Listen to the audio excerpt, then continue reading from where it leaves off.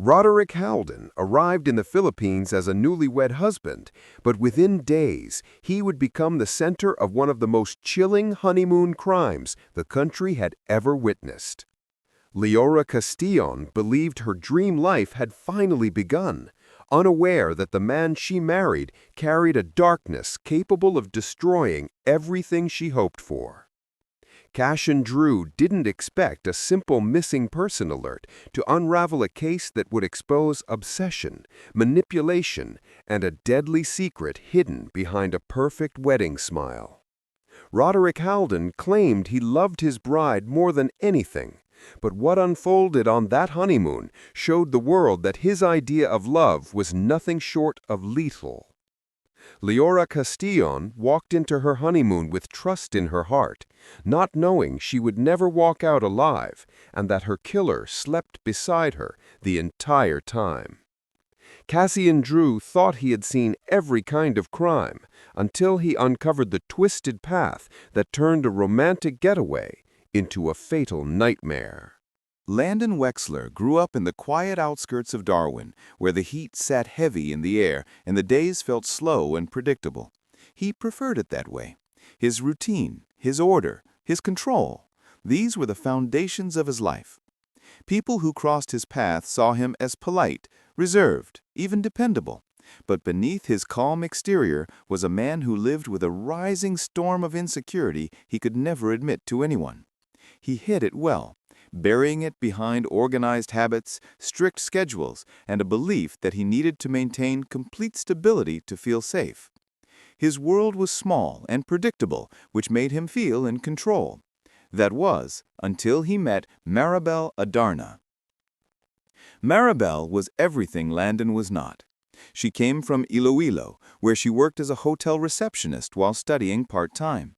She had a bright presence, the kind of warmth that made strangers feel welcomed and friends feel valued. Her optimism and ambition stood out wherever she went.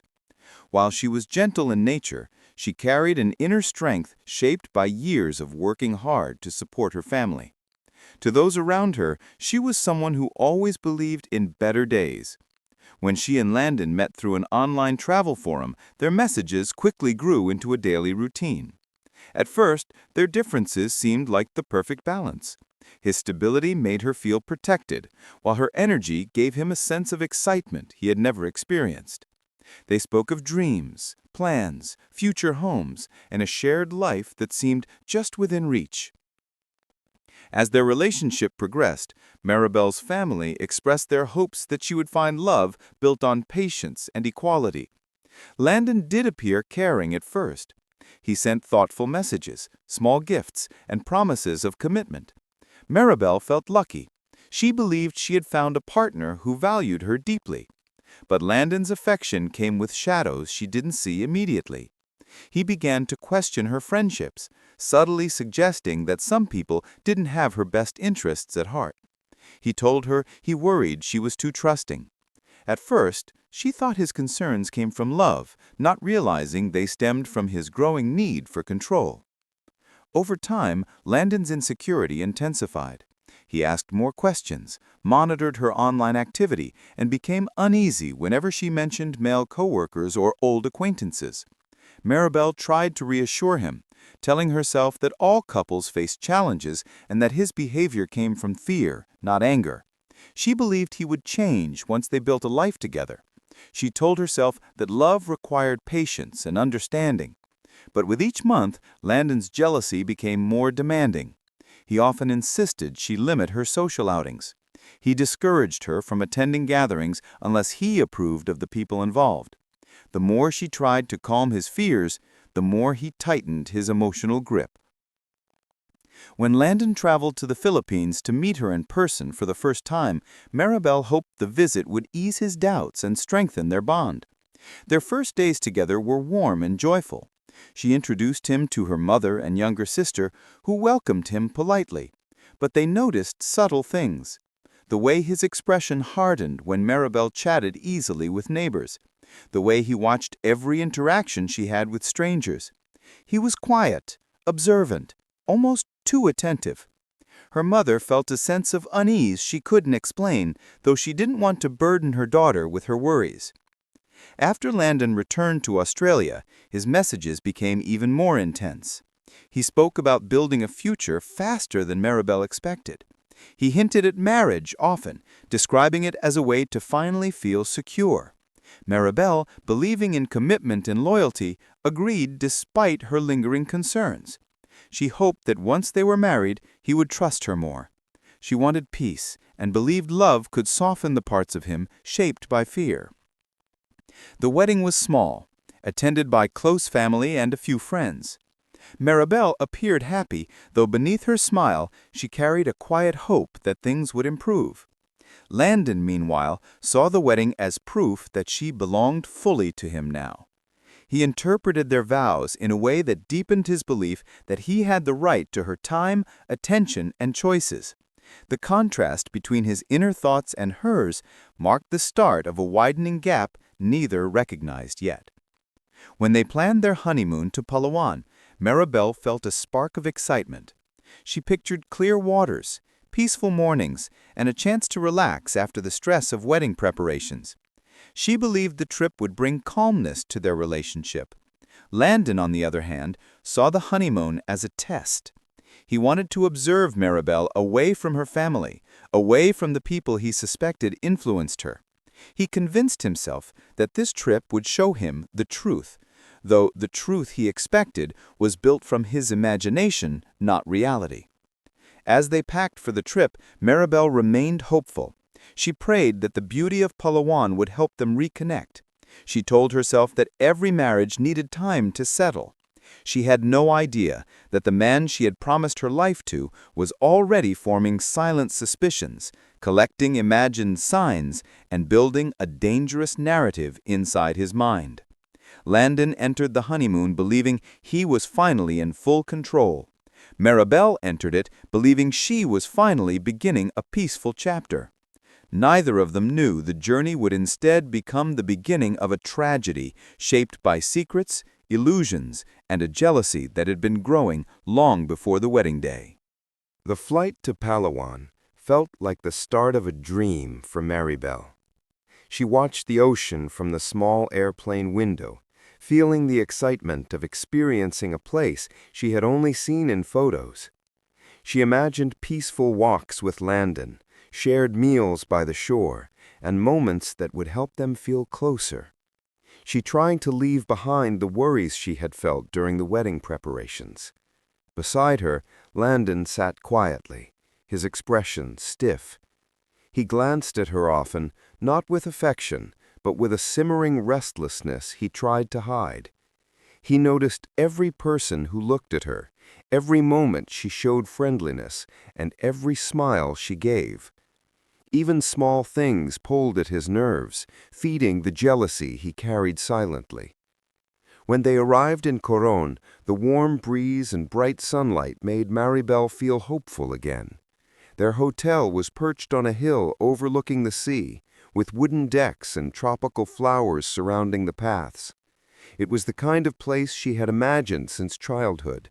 She breathed in the fresh air and told herself this was the start of something better.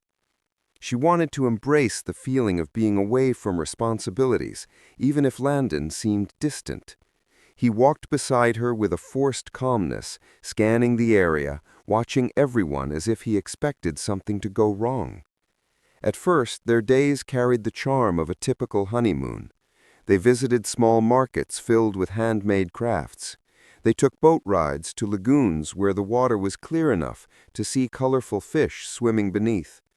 Mirell delighted in every moment, pointing at sights she loved, soaking in the natural beauty around her. Landon followed her with a controlled expression, pretending to enjoy himself.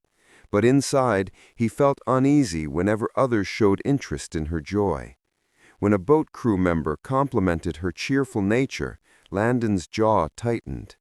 He replayed the comment in his mind long after the moment passed. During their second day, they joined a group tour arranged by their hotel. A mix of travelers boarded the boat, all eager to explore the area. Mirell tried to engage politely with the group, answering small questions and smiling at strangers.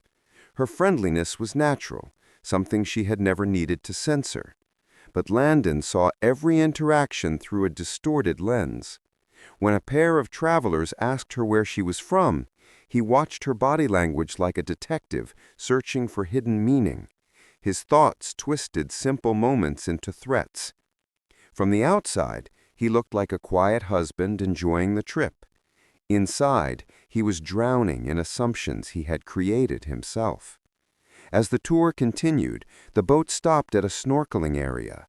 Maribel loved the water, and she swam with ease, laughing when small fish gathered around her. Landon stayed close, observing every move she made. He noticed two swimmers near her who were simply enjoying the shared space, but in his mind, they were trying to get her attention.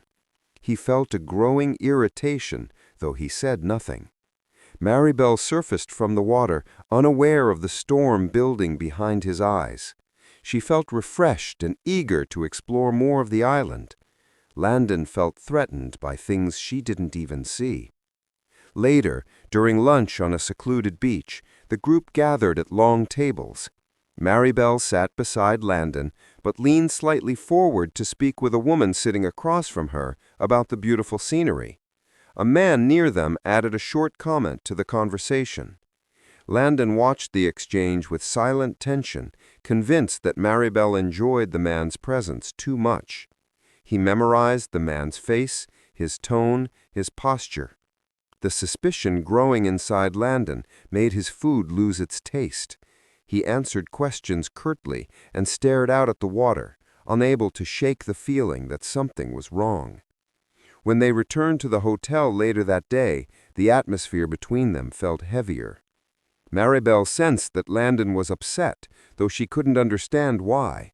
She asked gentle questions, hoping he would open up, but he offered short, vague responses that left her unsettled. She tried to brush it off, telling herself he might simply be tired or overwhelmed by the heat. She didn't want tension to ruin their trip. But Landon spent the evening replaying every moment from the tour, focusing on small details until they became evidence in the story he was building inside his mind. The next morning, Maribel suggested they explore the town center. She hoped the change of scene would lift his mood. They walked through narrow streets filled with tricycles, shops, and friendly locals calling out greetings.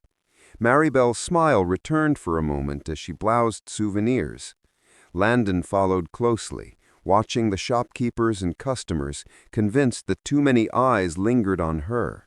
He interpreted every smile she gave as an invitation, every laugh as disloyalty. Even small things pulled at his nerves, feeding the jealousy he carried silently. Maribel noticed his rigid posture and the dark look in his eyes. She tried to hold his hand, hoping to comfort him, but he let his hand fall limp against her. She didn't know how deeply he was sinking into his own jealousy. What she saw as innocent, he saw as threatening. What she viewed as kindness, he viewed as betrayal. She hoped the following days would bring clarity and calmness. On their third day, the weather changed. Clouds gathered, and the wind grew stronger. They spent more time inside their room.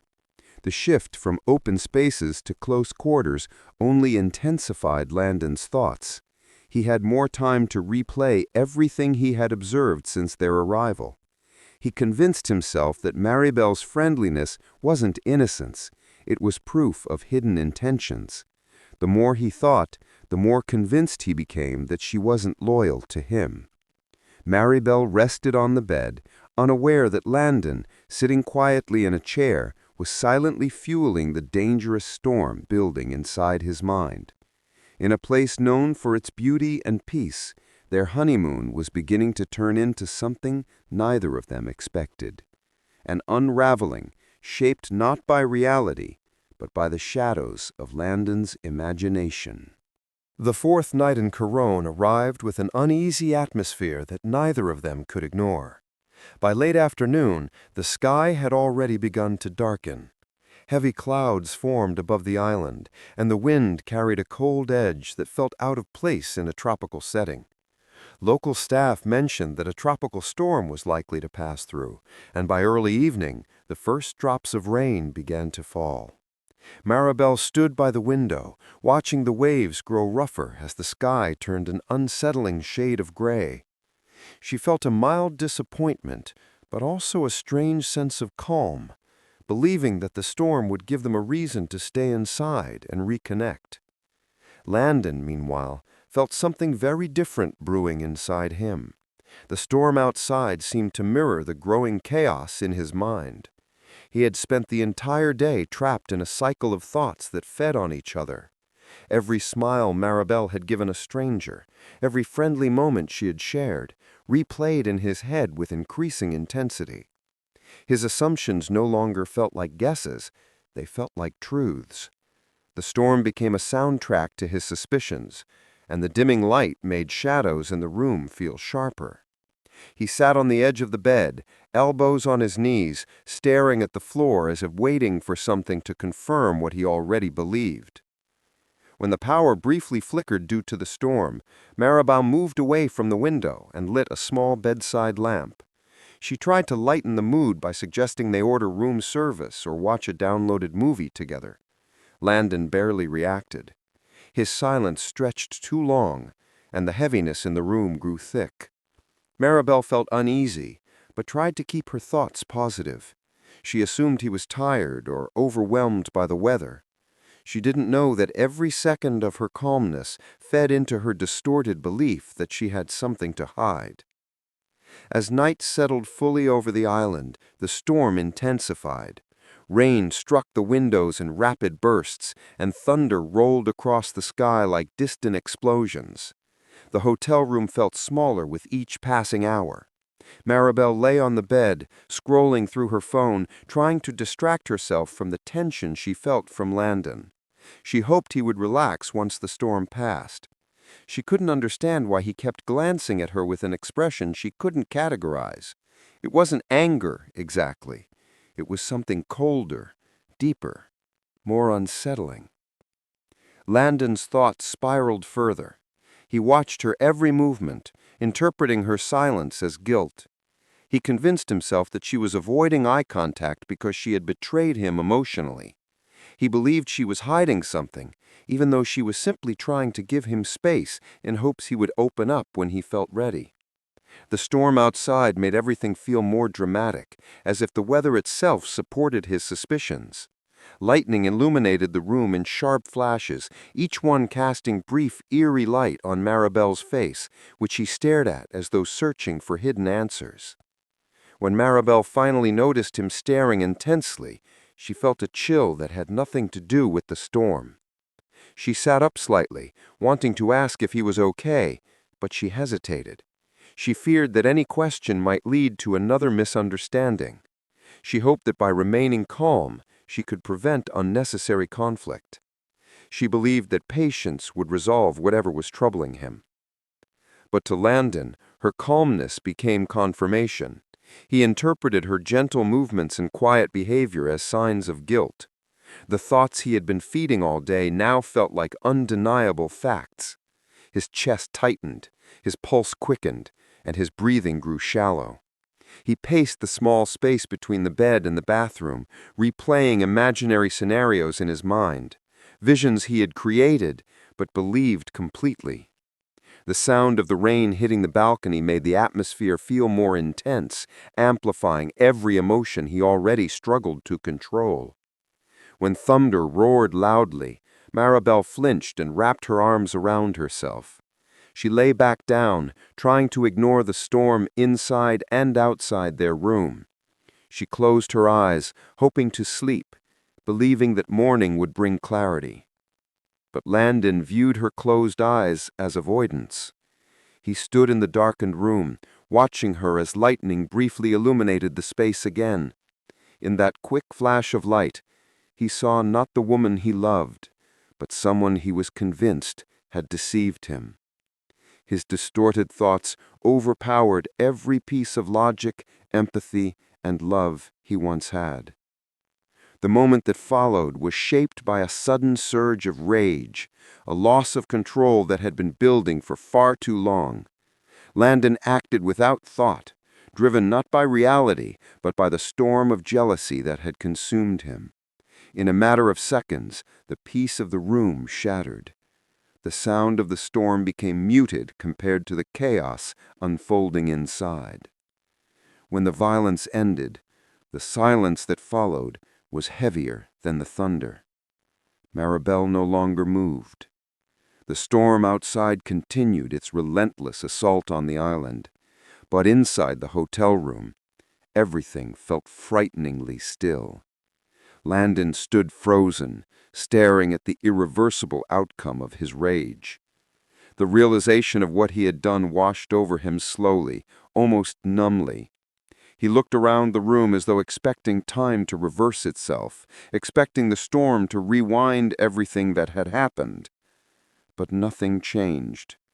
The rain kept falling, the thunder kept echoing, and Mirell remained still. Landon's breathing became erratic, and his thoughts shifted from anger to panic. He knew the consequences awaiting him. He knew there was no version of events that could undo what had happened. As the storm continued to rage outside, he was left in a nightmarish silence inside the room, a silence that marked the moment his jealousy had crossed the final, tragic line. Landon stood motionless in the dimly lit hotel room, the storm still raging outside as if nature itself refused to calm after what had taken place. His pulse hammered in his ears, drowning out the sound of the rain. For a long time, he couldn't move. He kept staring at the lifeless form on the floor, unable to accept what he had done. His thoughts shifted rapidly between denial, fear, and a twisted sense of disbelief. He told himself it had been a moment of overwhelm, not something he ever planned. But reality didn't bend to his excuses. The truth sat heavy in the room, unchanging and undeniable. When his panic finally pushed him into motion, Landon scrambled to control the situation. He locked the door, drew the curtains closed, and tried to steady his shaking hands. The first thing he focused on was crafting a believable explanation. His mind ran through possible stories, each one more desperate than the last. He settled on the idea that the storm had caused an accident. He imagined telling investigators that the power had gone out, she had slipped, or debris had fallen. He rehearsed excuses silently, repeating them in his head until they felt like something that could be believed. He moved around the room with frantic urgency, trying to erase anything that pointed to the truth. He wiped surfaces, rearranged furniture, and adjusted objects in ways he thought would support his fabricated story. He changed his clothes, washed his hands repeatedly, and avoided looking at the body unless he absolutely had to. Every movement was driven by fear, not logic. The more he tried to clean, the more he realized how impossible it would be to erase the evidence completely. But denial kept him going. He convinced himself that if he worked fast enough, if he changed enough small details, someone might accept his lies. But outside the room, though, the storm hadn't masked everything. Hotel staff had heard unusual noises earlier, thumps, muffled sounds, and what one worker described as a noise that didn't fit the pattern of typical guests. Though they assumed it was due to the storm, a few made quiet notes of concern. Later, a night guard reviewing security monitors noticed Landon leaving the room several times in a state of visible distress. He walked quickly down the hall and back, sometimes stopping, sometimes muttering under his breath. The guard found it strange enough to report to the front desk, though no one acted immediately because of the chaos caused by the weather. Landon didn't know that his behavior was already drawing attention. He believed the storm provided him with a cover. He thought people would assume he was restless, frightened by the weather, or simply moving around to deal with anxiety.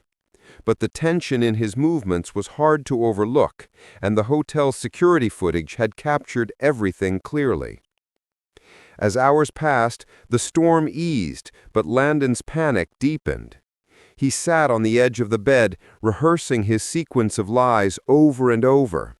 He told himself he needed to appear shocked, devastated, confused, anything but guilty. Eventually, he forced himself to call the front desk, reporting an accident in a trembling voice. He hoped that the fear in his tone would be mistaken for grief, not guilt.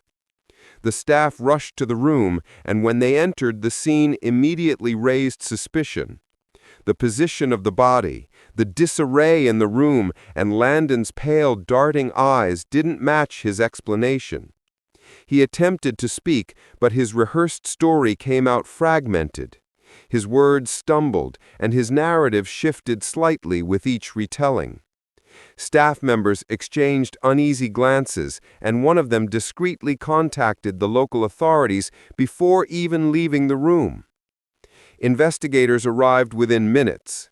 They sealed off the area and began examining the scene. Landon tried to maintain his version of events, but his story lacked coherence. The forensic team quickly noticed inconsistencies, marks that didn't align with the explanation of a fall, signs of struggle, and the unnatural pattern of objects that had clearly been moved. Nothing matched Landon's claims. The lead investigator, trained to detect deception, identified several indicators almost immediately. Landon avoided certain questions, repeated himself unnecessarily, and shifted his timeline to fit whatever new detail he realized he had overlooked. When authorities collected Landon's phone, they found months of messages that revealed deep jealousy and obsessive tendencies.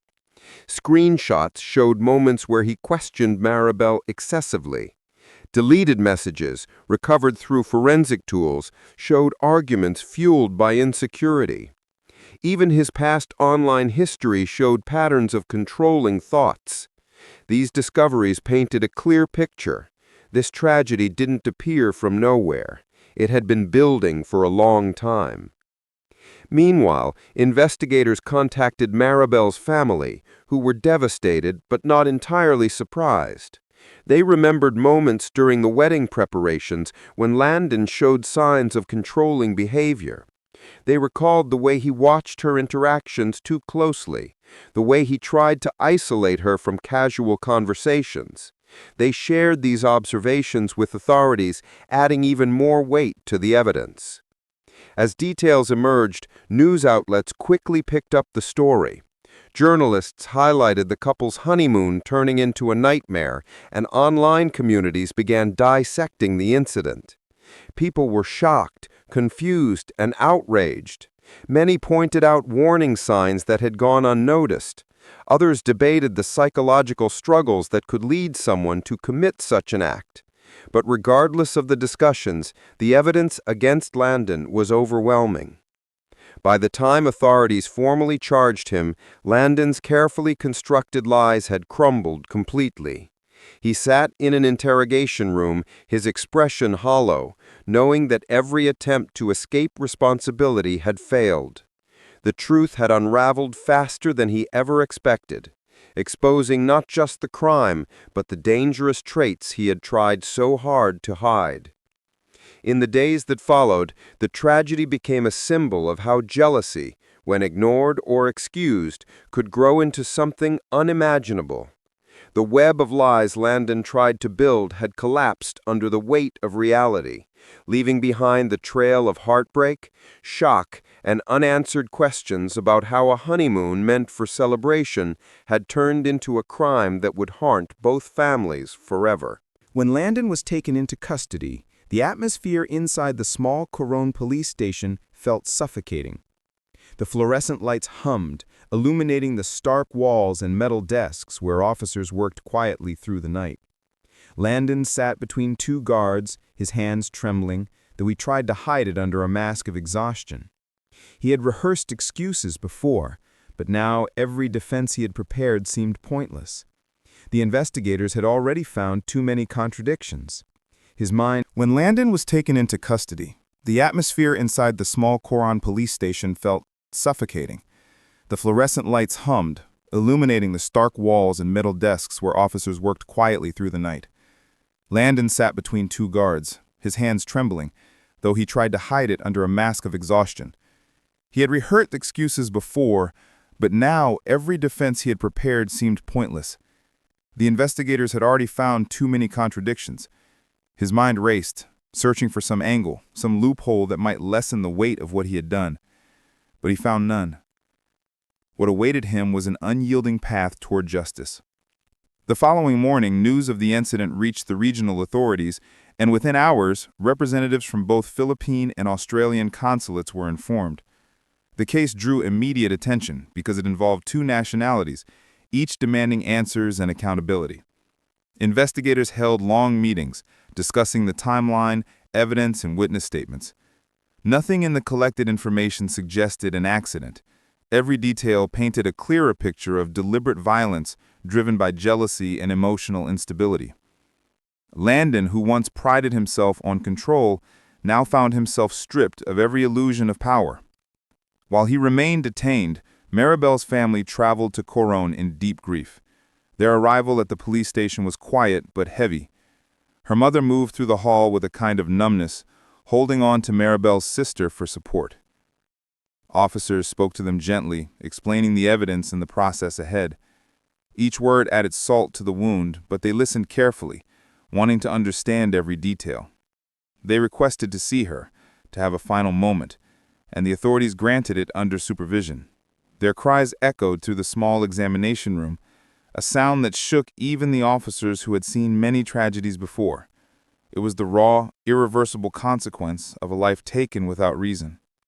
As the investigation continued, prosecutors built their case against Landon with meticulous detail. They arranged the forensic evidence, the timeline, the autopsy report, the testimony from hotel staff, and the digital history from his phone. There was no shortage of proof. The prosecution believed presenting the case would be straightforward, but they also knew that cases involving emotions and mental instability often came with unpredictable defenses.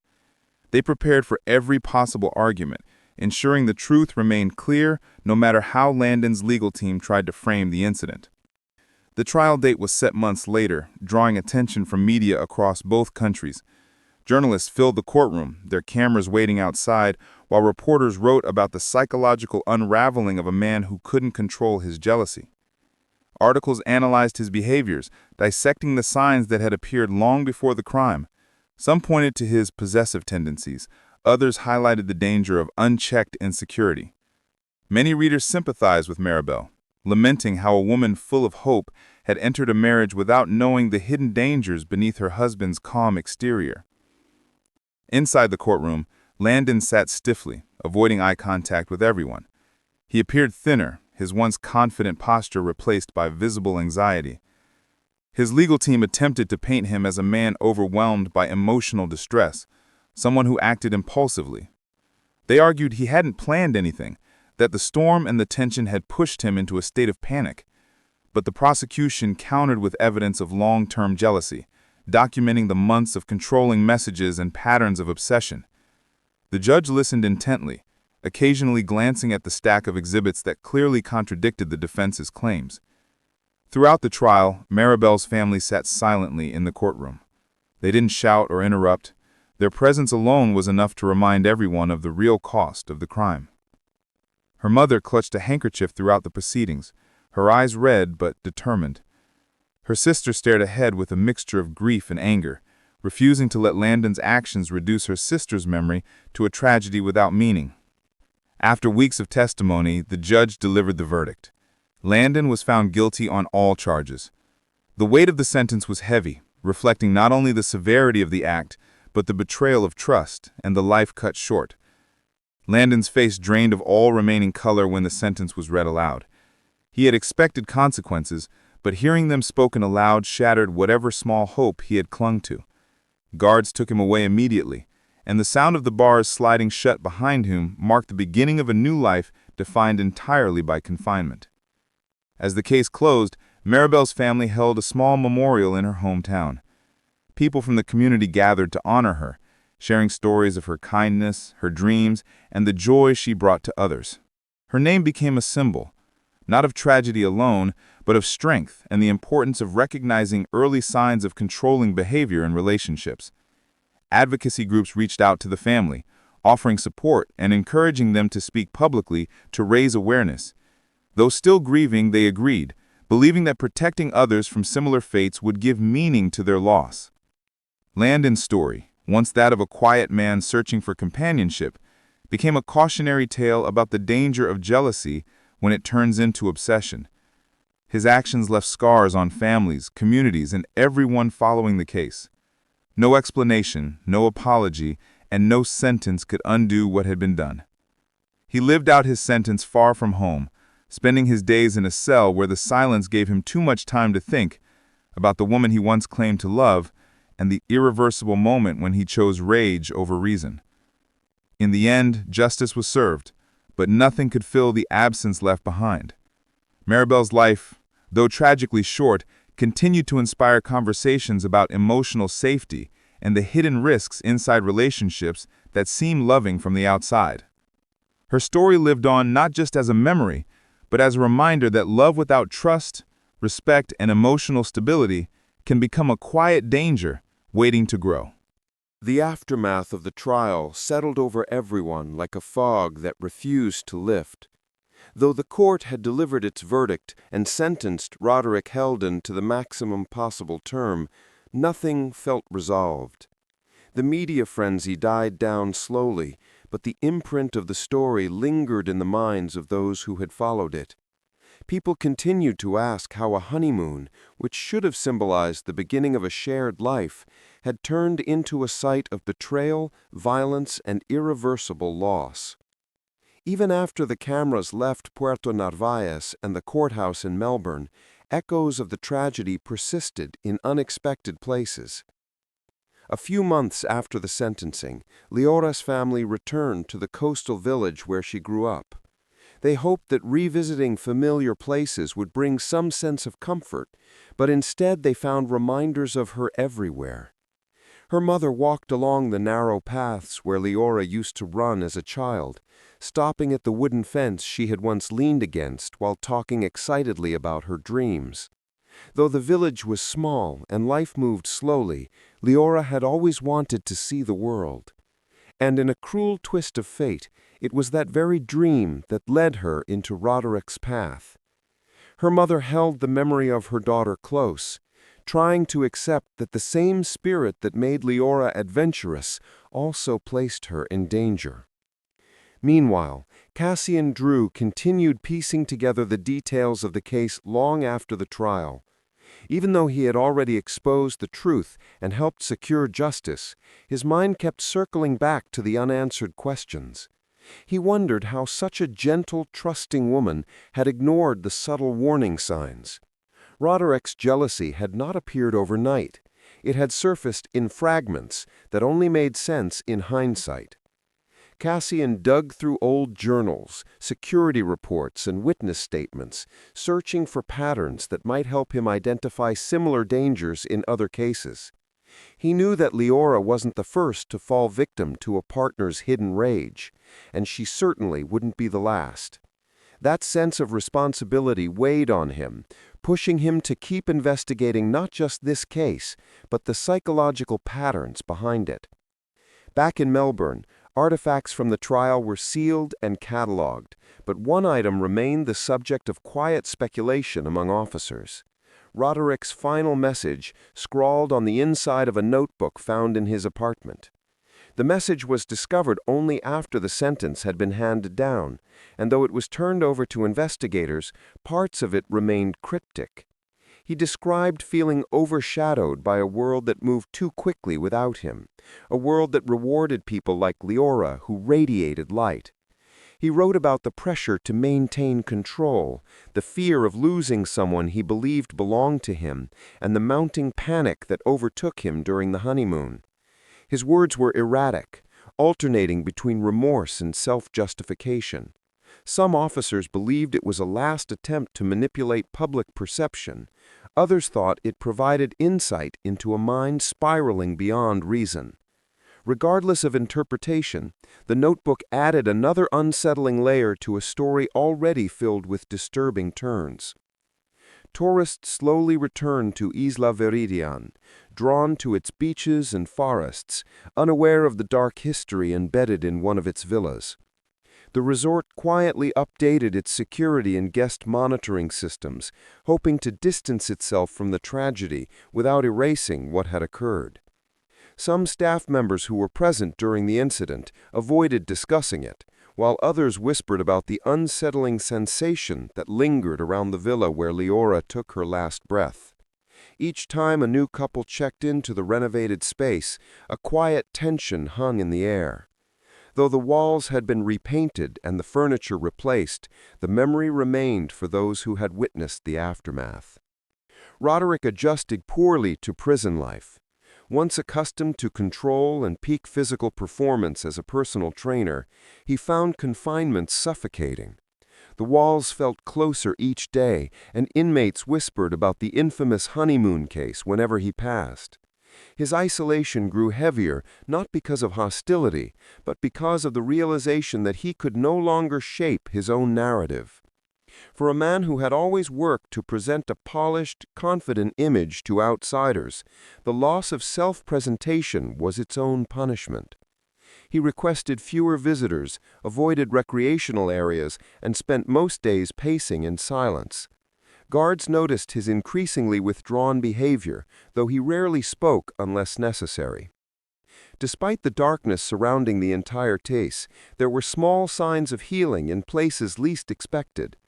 Leora's younger sister, who had struggled to understand how such cruelty could unfold so suddenly, began volunteering at a local support center for women affected by intimate partner violence. She used her sister's story not as a source of anger, but as motivation to help others recognize danger before it was too late. Her quiet determination inspired the center staff, many of whom saw transformation in her resilience. Even though she carried grief, she refused to let it harden her. Cassian eventually published a comprehensive report about the investigation, focusing on the psychological escalation that led to the tragedy. His writing was clinical and careful, avoiding sensationalism while highlighting the real dangers of unchecked jealousy.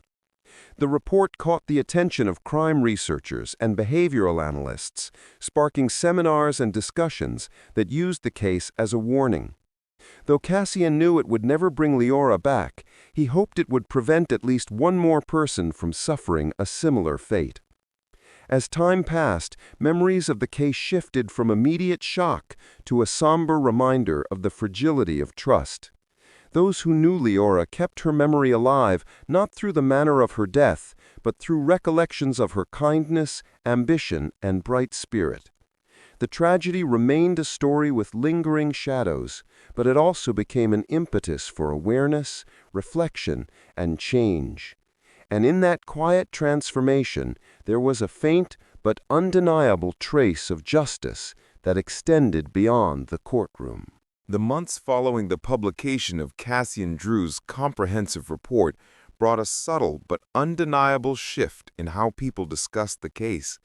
Instead of sensational headlines and fragmented gossip, conversations began to turn toward deeper questions about the signs that had been overlooked leading up to the tragedy.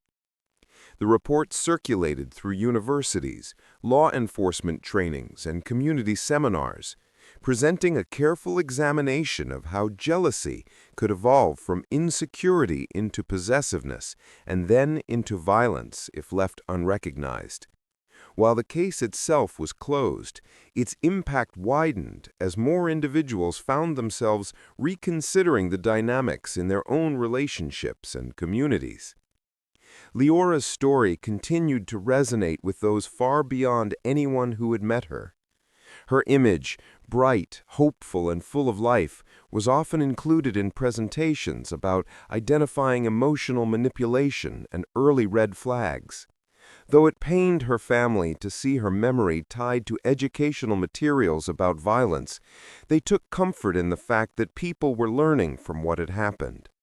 Each time someone reached out to share how the story helped them reevaluate a harmful situation or make a safer choice, her family felt as if Leora's voice, though silenced, had found a new way to guide others. In the quiet village where she grew up, neighbors occasionally gathered near the old marketplace to share memories of her.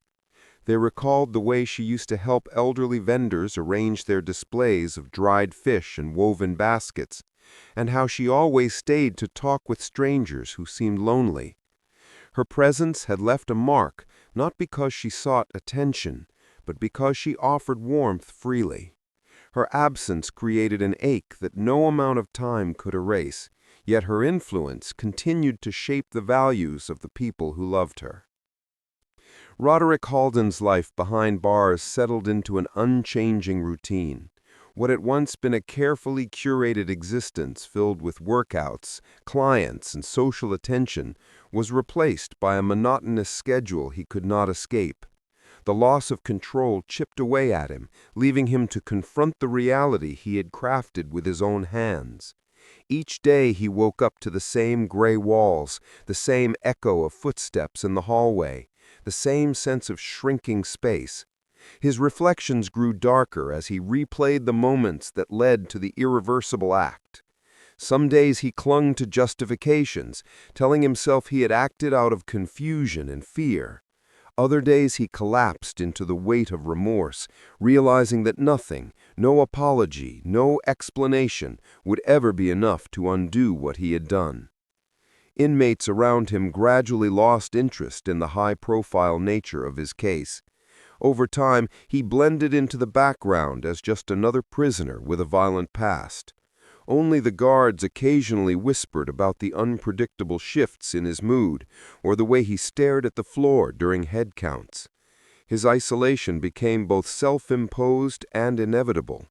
Even the few people who once considered visiting him eventually stopped sending letters, leaving him to confront silence as his only companion. Meanwhile, Isla Verandian evolved in its own quiet way. Though the resort had restructured its staff and improved training, the incident created a lasting impression. Workers who had cleaned the villa after the tragedy still felt uneasy whenever they passed near it, even though the structure had been repainted, refurnished, and blessed by a local spiritual leader. Some staff members swore the air around that particular part of the resort always felt heavier, as if the memory refused to be scrubbed away no matter how many changes were made. Guests unaware of the dark history occasionally commented that the room felt strangely cold or unsettling, even on warm tropical nights. The management politely dismissed these observations, but secretly kept careful track of them. Cassian Drew found himself drawn into new investigations, but traces of the Halden case followed him silently. Whenever he reviewed a couple's social media posts or read through interview transcripts, he couldn't help noticing subtle patterns of control or emotional tension. The case had sharpened his instincts, leaving him more aware of hidden fractures in relationships that seemed perfect from the outside. Though he knew he couldn't intervene in every situation that raised concern, he continued to refine his research in hopes of preventing future tragedies. His colleagues noticed the shift in him. He had become more meticulous, more deliberate, and unexpectedly introspective. The case had changed him not through shock, but through an enduring sense of responsibility. One evening, months after the trial concluded, Cassian visited a small memorial installed near a cliff overlooking the water in Leora's village. Her family had placed a simple wooden marker with her name carved gently into it. Locals often left flowers or seashells at its base, creating an ever-changing mosaic of remembrance. Cassian stood before it quietly, reflecting on the chain of events that had unraveled a young woman's future. He thought about how her trust was her greatest strength and her greatest vulnerability. The gentle breeze carried the scent of the ocean, and he wondered whether Elara had once stood on that cliff, imagining a life filled with possibility. Her family continued their routines with a fragile determination.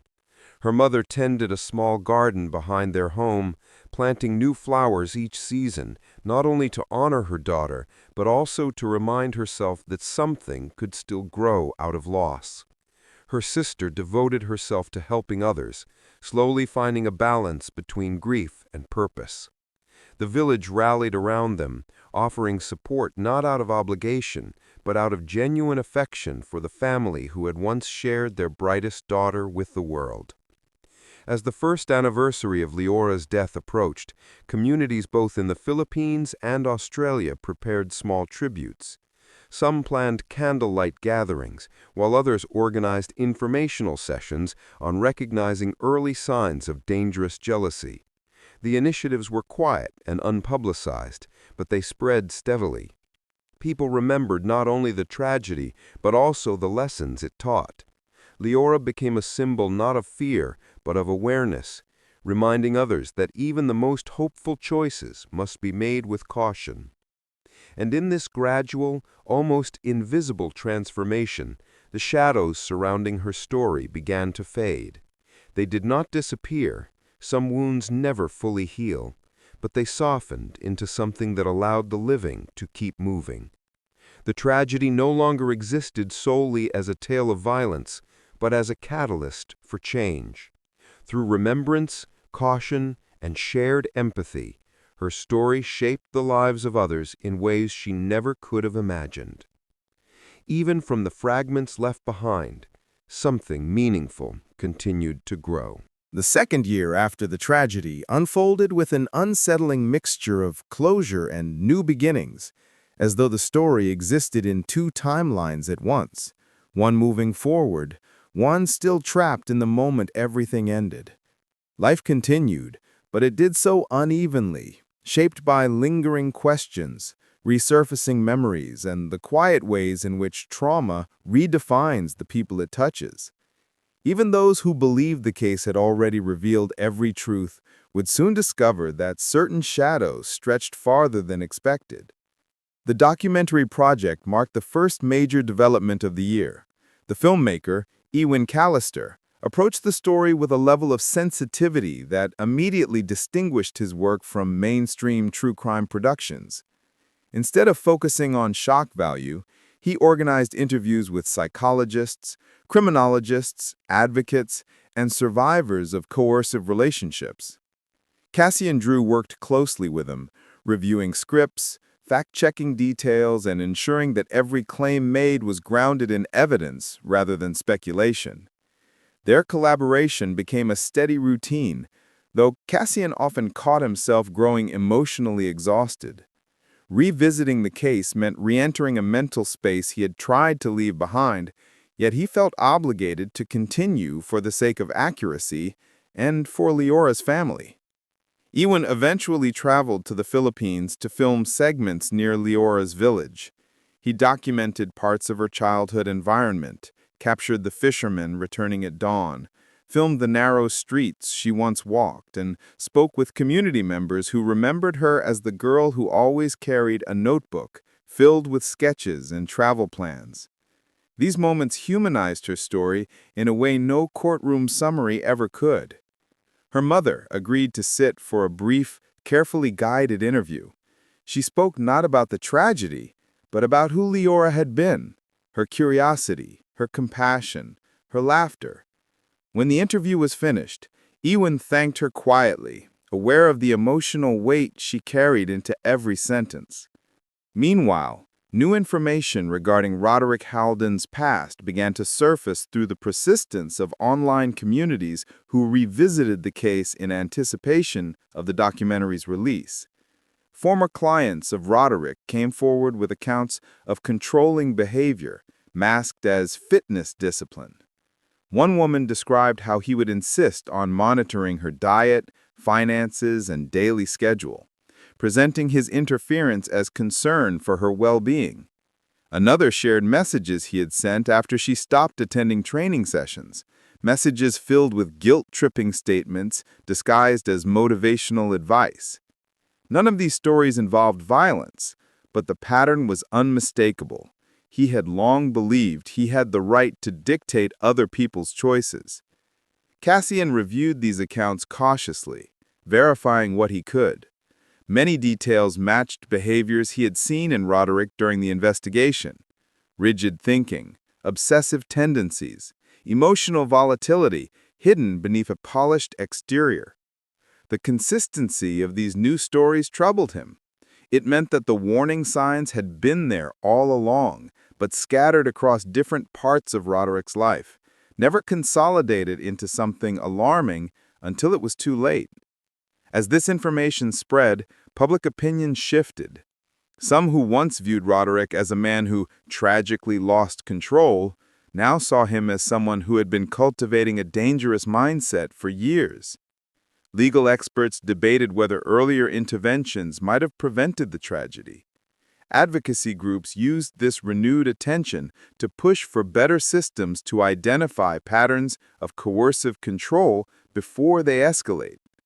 The case became part of a larger conversation about emotional abuse, how invisible it can look from the outside, and how catastrophic it can become when ignored. Back inside the prison, Roderick remained unaware of the growing discourse surrounding his past. His world had shrunk into routines, disciplinary reports, and silent meals. His mental state deteriorated further as he experienced intense episodes of paranoia. He became convinced that other inmates were watching him, waiting for him to make a mistake, even though most had lost interest in him long ago. The prison psychologist noted that Roderick exhibited signs of identity collapse, a psychological unraveling common in individuals who relied heavily on external validation before incarceration. Without the admiration he once cultivated through social media and personal training, Roderick became a hollow version of himself, trapped in a loop of denial and self-pity. Weekly meetings between Ewan and Cassian continued in both Manila and Melbourne. The documentary grew into a more ambitious project than originally planned. It no longer focused solely on the case, but explored the broader anomalies of possessiveness masquerading as affection. Cassian escorted Ewan to Isla Veradon for additional footage. The villa had changed since his last visit, but a faint tension hung in the air, as though the walls themselves remembered what had happened. Cassian observed the new security measures: motion sensors, reinforced locks, discreet surveillance. The resort manager explained these upgrades without referencing the incident directly, but Cassian understood their origin. Tragedy often reshapes places even when people pretend it doesn't. As they filmed, storms rolled across the island, filling the coastline with the kind of turbulent waves that made the entire landscape feel restless. Ewan captured footage of the churning ocean, planning to use it as a symbolic transition in the documentary. Cassian stood beside him, contemplating how nature, like human emotion, could shift from calm to violent with startling speed. In the Philippines, Leora's sister continued her volunteer work, but found herself increasingly involved in the documentary as well. She reviewed early edits with Ewan, offering small corrections, clarifying cultural details, and ensuring Leora's portrayal remained respectful. Her involvement gave her a sense of agency she had missed since the tragedy first shattered her family's life. She found comfort in contributing to something that might help others recognize danger earlier than her sister had been able to. As production neared completion, Ewan arranged a private preview for the family. They gathered in a small community center, watching quietly as Leora's life, the investigation, and the lessons surrounding her story unfolded across the screen. When the final scene faded to black, no one spoke. Her mother simply nodded, tears in her eyes, and whispered that the documentary had captured her daughter with dignity. By the time the credits rolled, it was clear that this chapter of the story was not an ending, but a bridge connecting past to present, tragedy to transformation, memory to meaning. The The film would soon reach audiences around the world, carrying with it the hope that Leora's story, though born from heartbreak, would help illuminate the hidden dangers that too often remain unseen until it is too late.